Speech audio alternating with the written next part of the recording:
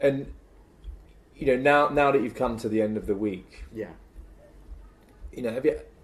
Is there like a moment you've gone back and you've come to a realization of what this now allows you to experience? Oh yeah, the moments where I realized what this allows me to experience happened when I get home, like, and I'm laying in bed thinking about it, or the next morning, I'm just like, I can't believe the possibilities this is going to open up. Right. I'm a Christian. Okay, I mean, you had breakfast with like the CEO of Bible Sassoon, or something, right? Yeah, like, one morning. Yeah, so I'm eating breakfast, and 2 seats away from me is a woman who's maybe 15 years older than me, yeah. And we're just eating kind of in silence. But towards the end of the meal, we start talking, and she starts mentioning her houses that she owns all over the place. She found out I was from Dallas. I was like, oh, I own a house in Dallas. This person has a lot of money. And then she's like, have you heard of Vidal Sassoon? I'm the CEO.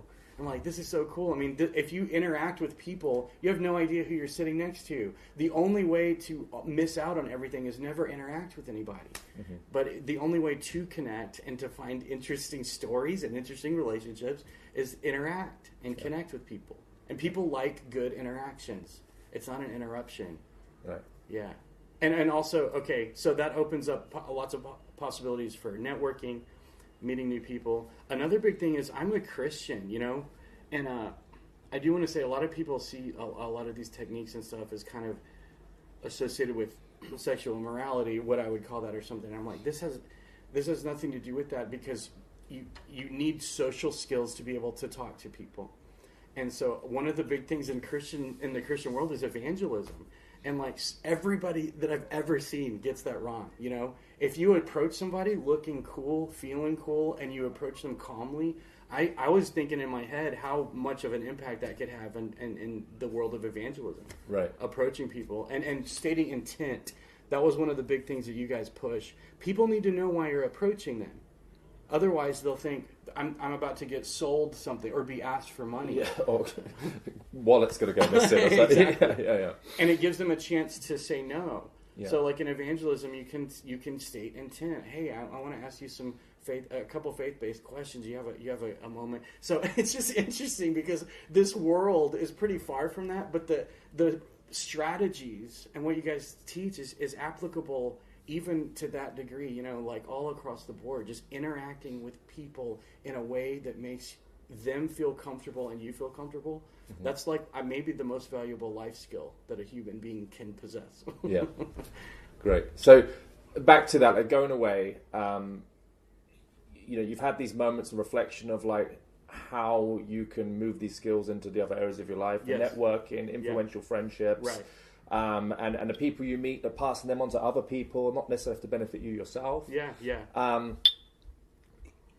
How do you now see yourself applying this stuff when you're back home? I think that's the most important thing. Like people watching this go, okay, well, he's had a great week. He's had these experiences. I mean, not to mention the dates that you went on as well, like for the start of the week. And But what's your roadmap now? Like, how are you going to take this skill set and apply it back home? Have you thought about that? I don't have a roadmap per se, but what I've been imagining is that when I get back home, I have all these situations that I already remember. There were opportunities to talk to somebody I wanted to talk to that just passed me by, right? Mm-hmm. Because I was like, I want to talk to them. I know I could if I started it, but I don't know how to approach. How to do it. Yeah, and I don't know what are my obstacles and reasons that somebody wouldn't want to talk to me. So the biggest thing is I'm thinking of the grocery stores back home where that has happened.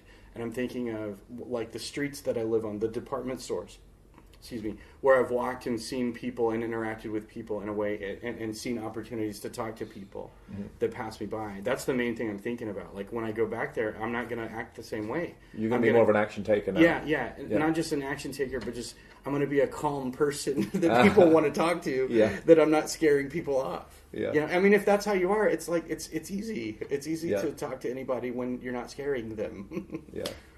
And for someone that's sort of like maybe watching this right now, they've been thinking about it and they're humming and ahhing about it. Have you got any words of encouragement for those people that don't kind of pull the trigger? Right. I've got a lot. Number one, a word of encouragement, right? For anybody that's thinking, should I pull the trigger? If you have the money, so far, right? I haven't gone back, but all I can imagine is these situations I've been in being completely different for me. I'm walking around confident now. I'm walking around knowing what to do. I've got tools and strategies because I was put in difficult situations all week, but I had guys there knowing what to do. Yeah. And I said, hey Johnny, I just talked to this person. It was scary, or this is what happened. And I feel like it went bad, right? What do I do next time? So I have experience after experience of that. And the only way to do that where I feel safe is with somebody there telling me what to do. So I don't know where else you could even get that. I tried to look it up. Like, I researched it. I wanted to find a group that did this, and I couldn't find anybody else. Mm-hmm. It could be that you guys are the only ones doing this, mm-hmm. in which case this could be literally one of the most valuable investments that's out there for yourself. Because one thing to read theory, it's another thing to get hands-on experience out in the real world, talking to people with guys that know what to do. Yep. So it's invaluable. You know, I just feel like I have so many more tools at my disposal to just establish relationships and friendships. Because I had a world that I lived in with my marriage for 15 years. That's gone. And a lot of my friendships have kind of dissipated and fallen away because I was in a certain church that I was pastoring the church, you know? Right. So I stepped away from that. I'm like, I don't really have that many friends anymore. The future looks dim because I don't know how to navigate it. And it's like, but so I'm going to reach out to people that know it, which you guys are. And I have found that I made the right decision. This was an amazing decision. I'm very happy. It was worth every penny, you know? Amazing. Absolutely. Amazing. And it could be that y'all are the only ones doing this. Yeah. I don't know that for sure, but it seems like it. Well, credit where credit's due, right? We do what we do well. Yeah, you do what you do very well. Oh, I also want to say this. You guys work so hard. Every day is a 10-hour day. And you guys stick with it. I was begging you, please, let's quit.